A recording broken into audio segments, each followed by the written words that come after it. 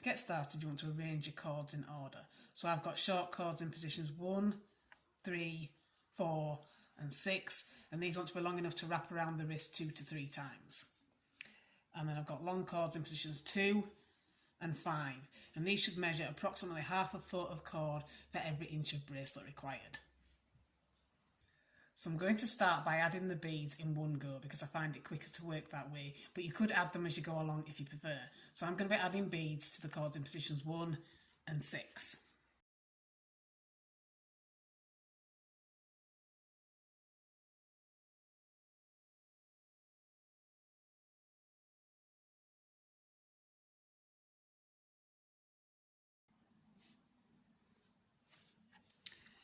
And once you've added all your beads, you can put these down to the bottom of the board near your clip out of the way.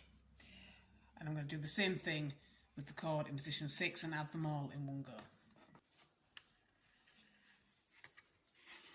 This is a 2-row repeat pattern, and to get started you want to do row 1 by pushing the first bead into place on cord number 1, then taking the cord in position number 2 and working it in a hitch knot over the cords in positions 3 and 4.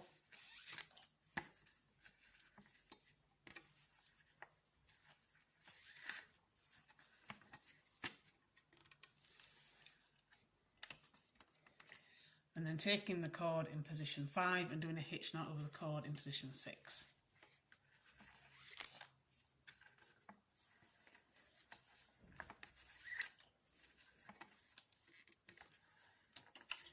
And for your second row, you want to take the cord in position 2 and do a hitch knot over the cord in position 1.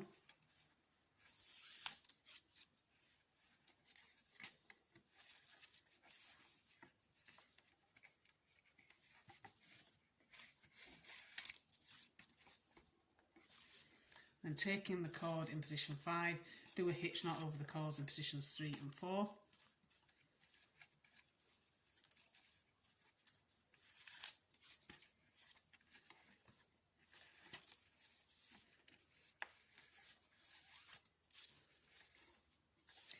And then you want to push your bead up into place on cord 6.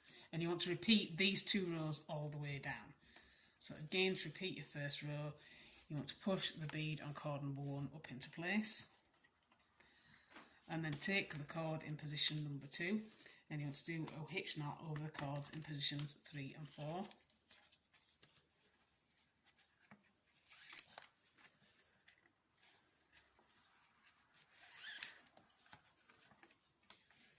And then taking the cord in position 5, do a hitch knot over the cord in position 6.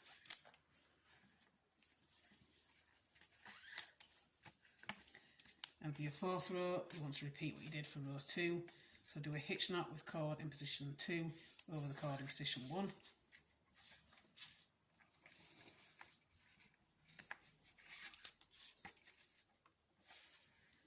Take the cord in position 5 and do a hitch knot over the cords in positions 3 and 4.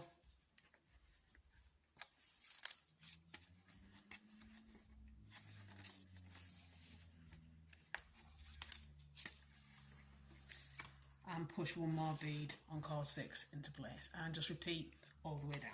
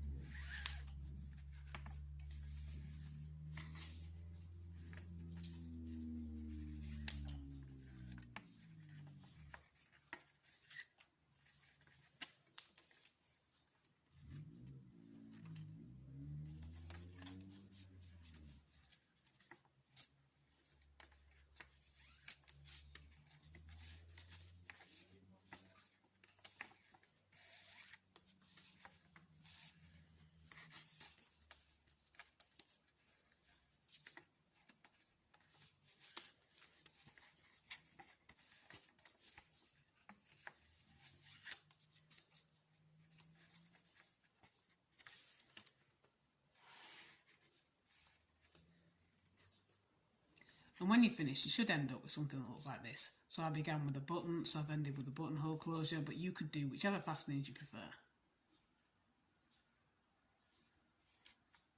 And that is your completed macrame bracelet.